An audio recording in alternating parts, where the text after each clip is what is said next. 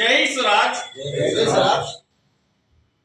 కార్మికులారా, ఈరోజు జై సురాజ్ పార్టీ కార్యాలయంలో జై సురాజ్ పార్టీ కార్మిక విభాగం సమావేశం జరిగింది.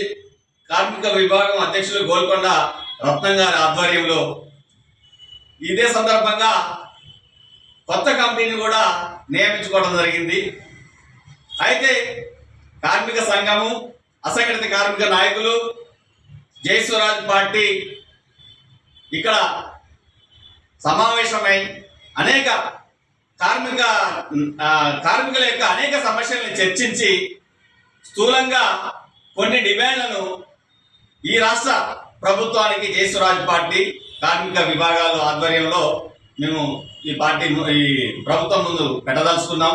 వీటిని ప్రభుత్వం సావలోకంగా ఆలోచించి వీటి పరిష్కారం కోసం కృషి చేయాలని జై స్వరాజ్ పార్టీ కోరుతుంది.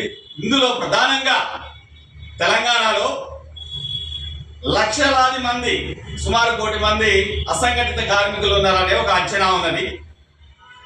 ఈ 1 కోటి మంది అసంఘటిత కార్మికులు వీళ్ళెవరు? కాఫీ మేసులు, రంగులు వేసేవారు, భవన కార్మికులు రకరకాలుగా ఉన్నారు. వీరు నిత్యము పోరాటమే పని కోసం. నెలలో 20 రోజులు దొరికినాయి అంటే మహా ఆనందం వారి. నెలలో 10 దినాలు కూడా దొరకని రోజులు ఉంటాయి.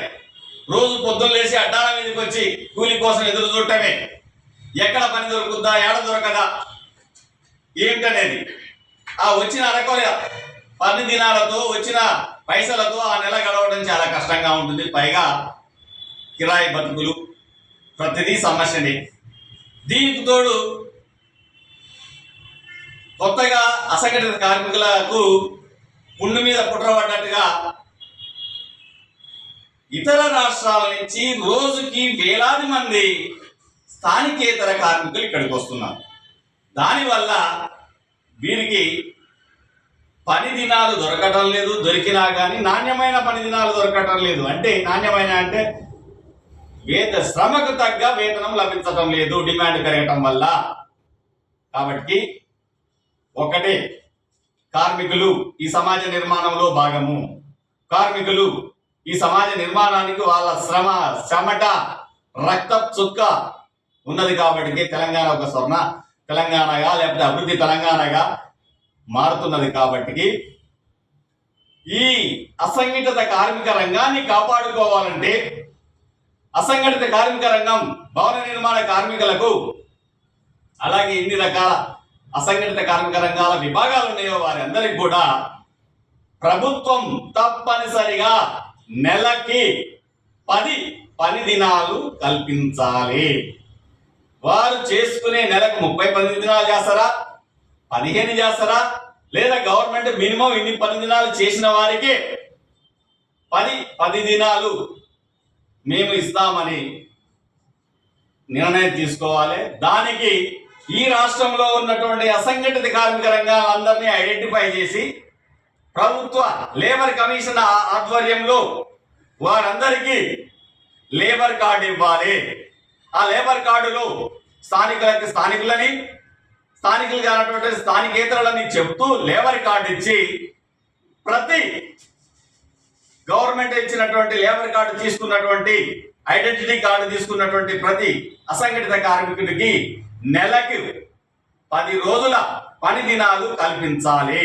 ఇవి అదనం, వారు చేసుకునే శ్రమకి అదనం. అలా ఇచ్చినట్లయితే ఈ పేదలు, అసంఘటిత కార్మికులు, వాళ్ళ కుటుంబాలు కొంత బాగుపడతాయి. పేదరిక నిర్మూలనకి అక్కడి నుంచి అంకురార్పణ జరుగుతుంది. కాంగ్రెస్ ప్రభుత్వం, ముఖ్యమంత్రి రేవంత్ రెడ్డి చెప్తున్నాడు, ఈ రాష్ట్రంలో పేదల లేని సమాజ నిర్మాణం కోసం కాంగ్రెస్ పనిచేస్తుంది, పేదల పార్టీ మాది అని. మొదటి నుంచి కూడా మేమే పేదల పక్షాన ఉన్నామని చెప్తున్నావు. కాబట్టి ముఖ్యమంత్రి గారు, మీకు ఒకటే జై స్వరాజ్ పార్టీ డిమాండ్ చేసేది, ఈ రాష్ట్రంలో ఉన్నటువంటి అసంఘటిత కార్మికులందరికీ ప్రభుత్వ ఐడి కార్డులు ఇచ్చి వారికి నెలకి 10 రోజుల పని దినాలని అదనంగా ప్రభుత్వం ఇవ్వాలని జై స్వరాజ్ పార్టీ కార్మిక వింగు, భవన నిర్మాణ కార్మిక సంఘము, పెయింటర్స్ కార్మిక సంఘము డిమాండ్ చేస్తున్నాయి. జై స్వరాజ్, జై స్వరాజ్, జై స్వరాజ్. ఫోటో తీయండి. ఎంతసేపు అన్నా